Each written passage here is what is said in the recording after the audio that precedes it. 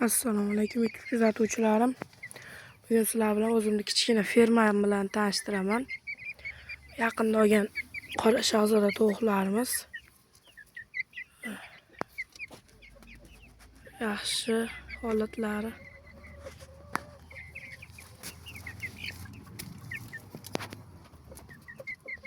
Ular 4 oylik, 5 oylik bo'lsa kerak, bilmadim. 2 oy, 3 oyda tuxumga kirib berishdi.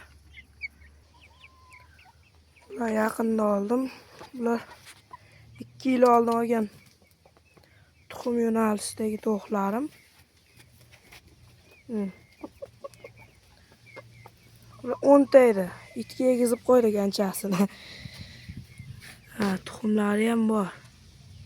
5 ta qolgan makiyoni. Tuxumlari nechta ekan mana?